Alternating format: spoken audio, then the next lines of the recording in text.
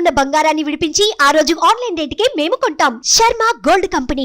నమస్కారం, సుమన్ టీవీకి స్వాగతం. ప్రస్తుతం మనతో పాటు ఉన్నారు ప్రముఖ జ్యోతిష్య శాస్త్ర పండితులు బ్రహ్మశ్రీ నందివట్ల శ్రీహరి శర్మ గారు. గురుగారు నమస్కారం. వాగర్థావివ సంపృక్తౌ వాగర్థ ప్రతిపత్తయే జగతః పితరౌ వందే పార్వతీ పరమేశ్వరౌ. సదాశివసమారంభాం శంకరాచార్య మధ్యమాం అస్మదాచార్య పర్యంతం వందే గురుపరంపరాం. ఆదిత్యాయ చ సోమాయ మంగళాయ బుధాయ చ గురుశుక్ర శనిభ్యశ్చ రాహవే కేతవే నమః. గురుగారు, జూన్ 6వ తారీఖున పంచగ్రహ కూటమి ఉంది కదా. ఇలా 5 గ్రహాలు ఒకే స్థానంలోకి రావటం వల్ల రానున్న రోజుల్లోని ప్రపంచవ్యాప్తంగా ఎటువంటి సంఘటనలు చోటు చేసుకునే అవకాశాలు ఉన్నాయి?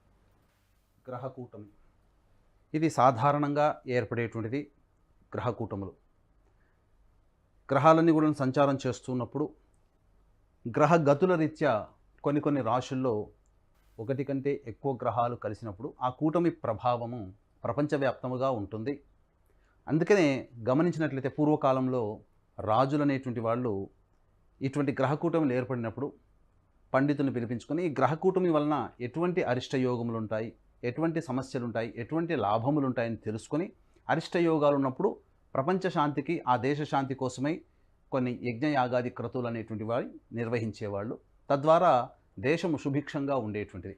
అయితే ఇప్పుడు గమనించుకున్నట్లయితే ఈ యొక్క గ్రహకూటమి ప్రభావం ఏ ఒక్క వ్యక్తికో సంబంధించిందో లేకపోతే ఏ దేశానికి సంబంధించిందో కాదు, ఇది ప్రపంచవ్యాప్తముగా ఉన్నటువంటి మానవాళికి సంబంధించినటువంటి అంశము. కాబట్టి సాధారణంగా అసాధారణమైనటువంటి పరిస్థితులు ఏర్పడినప్పుడు ఈ గ్రహకూటములు అనేటువంటి ఉండడం, తద్వారా దాని యొక్క ప్రభావము గ్రహకూటమి కంటే ముందు కానీ గ్రహకూటమి తర్వాత కానీ ఏర్పడేటువంటి అవకాశాలు ఉంటాయి. కాబట్టి మనం గమనించుకున్నట్లయితే పాస్ట్ లైఫ్ చరిత్రను కనుక మనం గమనించుకున్నట్లయితే కరోనా ఏర్పడడానికంటే ముందు గ్రహకూటమి ఏర్పడడం, అలాగే శని వక్రీకరించి ఉండడం, గురువు అతిచారంతో ఉండడం, ఈ విధంగా ప్రజలు ఆహాకారములు చేస్తూ మరణిస్తారు అని చెప్పేటువంటి సందర్భంగా వచ్చింది. కాబట్టి కరోనా అనేటువంటిది చాలా విశ్వవ్యాప్తంగా ఏర్పడి ప్రజలందరూ కూడా నష్టపోయారు. అలాగే ఇక్కడ సహజముగా గ్రహకూటములు అనేటువంటివి ఏర్పడతాయి. కానీ ఈ యొక్క జూన్ 6వ తారీఖు రోజున ఏర్పడేటువంటి గ్రహకూటమి ప్రభావము చాలా ప్రత్యేకమైనదిగా చెప్పవచ్చు. ఎందుకనంటే సాధారణంగా ఏదో ఒక తిథిలో ఏర్పడితే ఈ యొక్క జూన్ 6వ తారీఖు రోజున గ్రహకూటమి యొక్క ప్రభావము అమావాస్య రోజున ఏర్పడుతుంది. వైశాఖ మాసము అమావాస్య రోజున ఏర్పడుతుంది. కాబట్టి ఈ అమావాస్య రోజున ఏర్పడుతున్నటువంటి దానికి ఈ యొక్క ప్రభావం ఎక్కువగా ఉంటుంది. అంటే ఏ విధమైనటువంటి ప్రభావం ఉంటుందంటే సాధారణంగా మనం గమనించుకున్నట్లయితే మనఃకారకుడైనటువంటి చంద్రుడు పూర్తిగా కనిపించకుండా ఉంటాడు. చంద్రుడు ఎక్కడికి పోడు సైన్స్ ప్రకారం, కానీ చంద్రుడు కనిపించకుండా ఉంటాడు, రవి మాత్రమే ఉంటాడు. అంటే దాని అర్థము మనఃకారకుడైనటువంటి వాడు చంద్రుడు, ఓషధులకి కారకుడు చంద్రుడు. కాబట్టి ప్రజలందరూ కూడా ప్రపంచవ్యాప్తంగా ప్రజలందరూ కూడా అన్రెస్ట్తో బాధపడతారు. ప్రపంచవ్యాప్తంగా మానసికమైనటువంటి ఇబ్బందులు ఉంటాయి. అంటే ఏంటి? ప్రశాంతత లోపిస్తుంది మనుష్యులలో. అలజడి, రాష్ట్రారోకోలు, ధర్నాలు, లేకపోతే సంబంధించినటువంటి మనం చూసుకున్నట్లయితే ప్రధానంగా అన్ని రైళ్లు కానీ, ప్రమాదాలు కానీ, లేకపోతే రోడ్డు వాహన మార్గాలన్నీ కూడా నిలిపివేయడము, స్ట్రైకులు ఎక్కువగా జరుగుతుంటాయి. కాబట్టి ప్రపంచవ్యాప్తంగా ఈ యొక్క దేశాధినేతల పైన కావచ్చు, దేశంలో అంతర్గత సమస్యల ప్రభావం కావచ్చు, ప్రజలందరూ కూడాను వీధికి వచ్చి తమ యొక్క ప్రశాంతతని ఇబ్బంది కలిగిన విధంగా వెలిబుచ్చుతారు. అంటే ఏమిటి అక్కడ అర్థము? తమ యొక్క కోప ప్రకోపాలని వెలిబుచ్చుతారు. ఈ విధంగా అధిక కోపానికి దేశాధిపతులు, దేశములు కూడా బలి అవుతాయి ప్రజల యొక్క కోపానికి.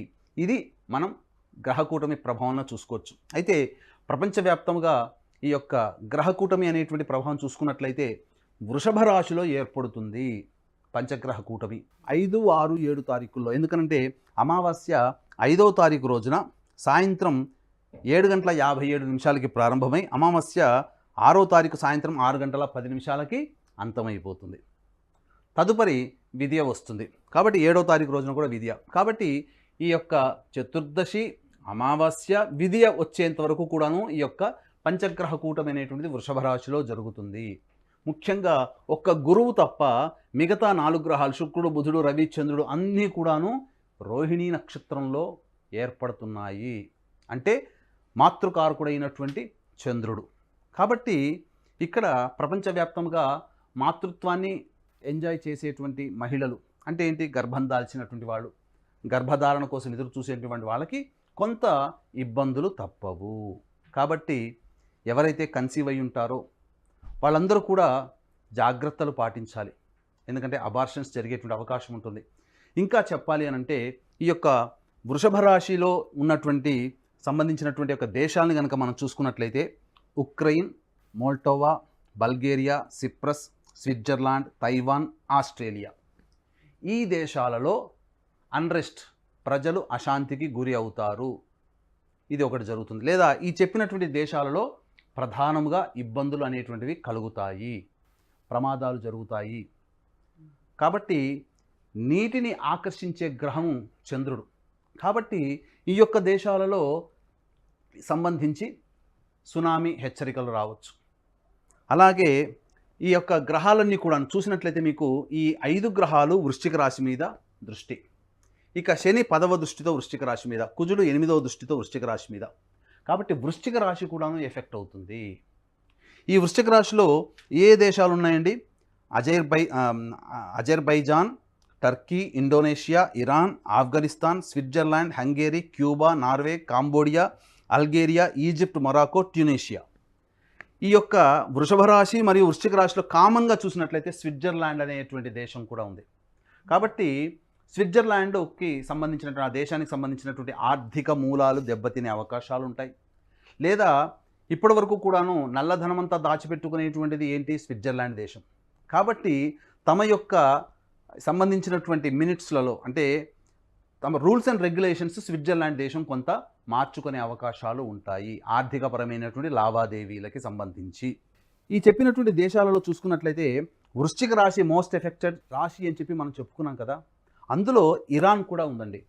అంటే నేను ఇంతకుముందు మనం చెప్పుకున్నట్టుగా ఈ పంచగ్రహ కూటమి ఏర్పడడానికంటే ముందు, ఏర్పడిన తర్వాత కూడా మనం లెక్కలో తీసుకోవాలి. ఇరాన్ అధ్యక్షుడు హెలికాప్టర్ ప్రమాదంలో మరణించాడు కదా. అంటే మనము ఈ జ్యోతిష శాస్త్రం అనేటువంటిది ఉత్త బూటకము అని అంటుంటారు చాలామందిలో, కానీ ఇది ఒక సైన్స్ అనేటువంటి విషయాన్ని గమనించుకోవాలి. కాకపోతే జ్యోతిష శాస్త్రాన్ని మన జీవితానికి ఎదుగుదలకి ఏ విధంగా తోడ్పాడవుతుందనే విషయంలోనే దృష్టిలో పెట్టుకొని అనే కోణంలోనే మనం చూసుకున్నట్లయితే మనకు జ్యోతిష శాస్త్రం ఎంతో అద్భుతమైనటువంటి ఫలితాలను ఇస్తుంది.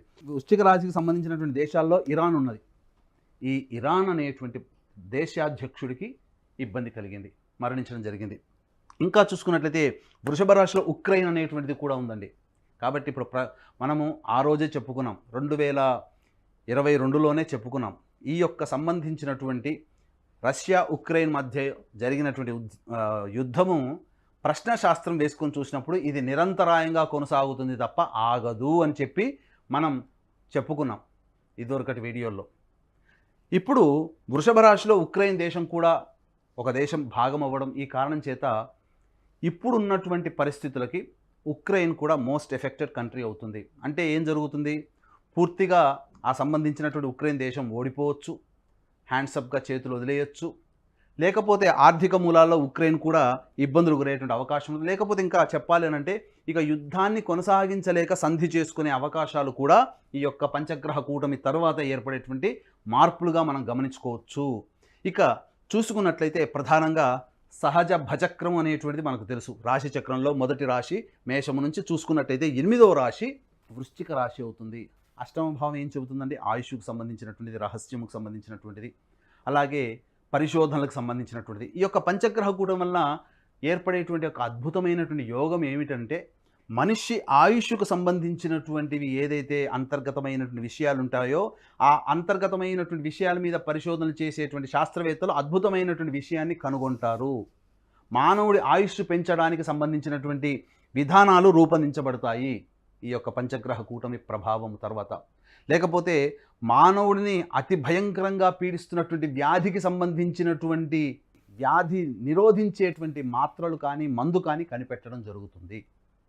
మానవుడి జీవితాన్ని సమూలంగా నాశనం చేసే వ్యాధి యొక్క అంతానికి ఈ యొక్క పంచగ్రహ కూటమి ప్రభావంలో ఏర్పడేటువంటి ఒక మంచిగా కూడా మనం చెప్పుకోవచ్చు.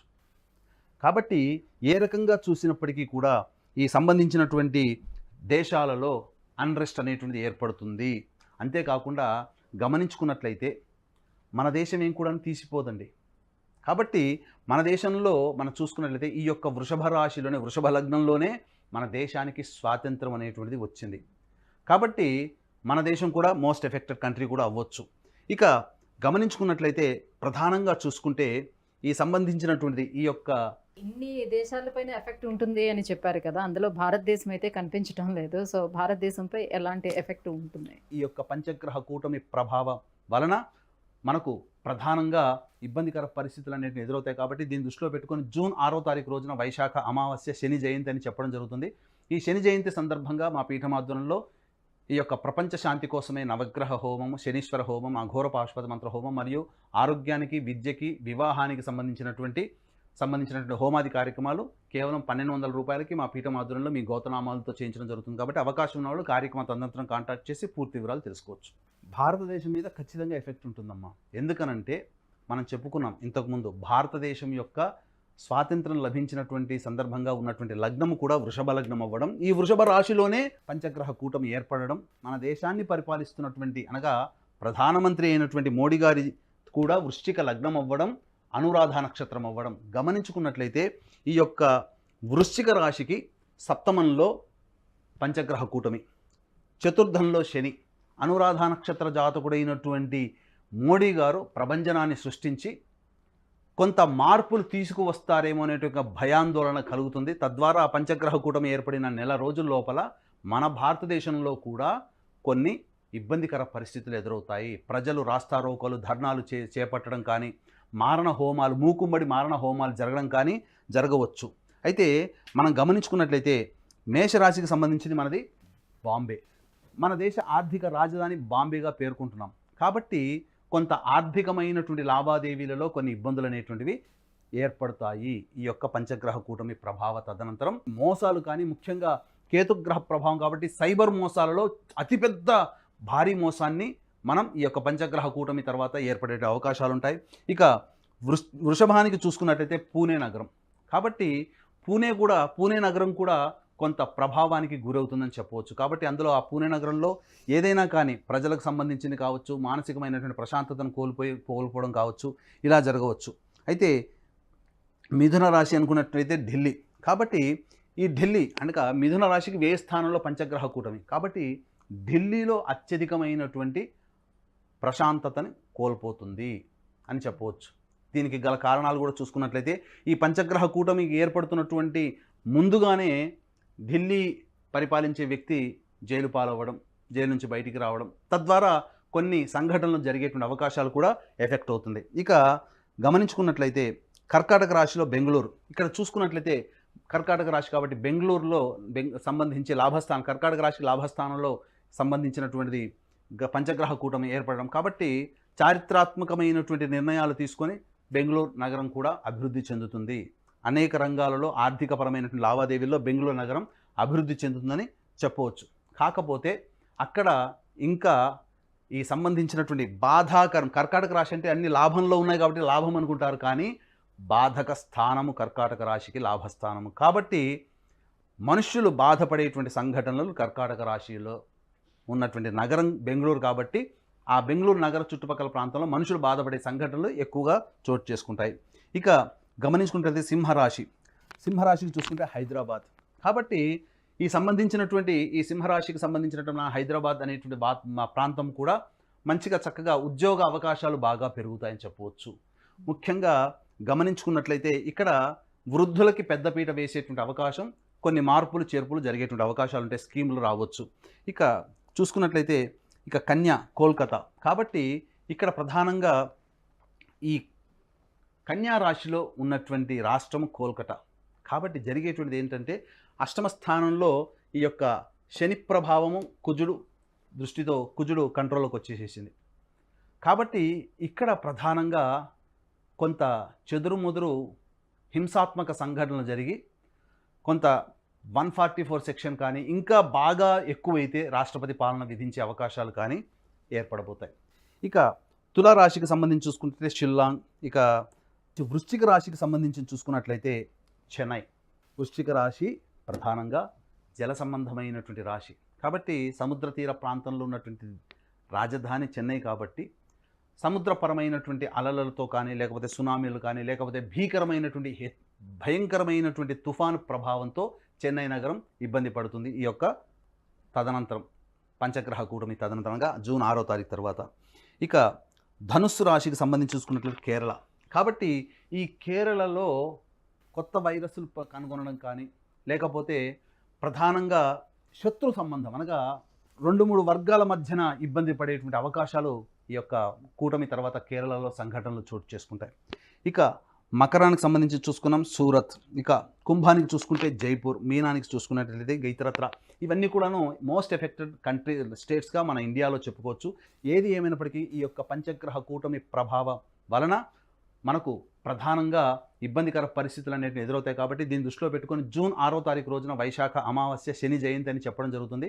ఈ శని జయంతి సందర్భంగా మా పీఠమాధ్వర్యంలో ఈ యొక్క ప్రపంచ శాంతి కోసమే నవగ్రహ హోమం, శనీశ్వర హోమం, అఘోర పాశుపత మంత్ర హోమం మరియు ఆరోగ్యానికి, విద్యకి, వివాహానికి సంబంధించినటువంటి హోమాది కార్యక్రమాలు కేవలం 1200 రూపాయలకి మా పీఠమాధ్వర్యంలో మీ గోతనామాలతో చేయించడం జరుగుతుంది. కాబట్టి అవకాశం ఉన్న వాళ్ళు కార్యక్రమ తదనంతరం కాంటాక్ట్ చేసి పూర్తి వివరాలు తెలుసుకోవచ్చు. గురుగారు, పంచగ్రహ కూటమి వల్ల ప్రపంచవ్యాప్తంగా ఏ ఏ దేశాలు ఎఫెక్ట్ అయ్యే ఛాన్స్ ఉంది? ముఖ్యంగా భారతదేశంపై ఎటువంటి ప్రభావం ఉండే అవకాశం ఉంది? ఎలాంటి సంఘటనలు చోటు చేసుకుంటారనే విషయాన్ని తెలియజేసినందుకు ధన్యవాదాలండి. సర్వం శ్రీ ఉమామహేశ్వర పరబ్రహ్మార్పణమస్తు.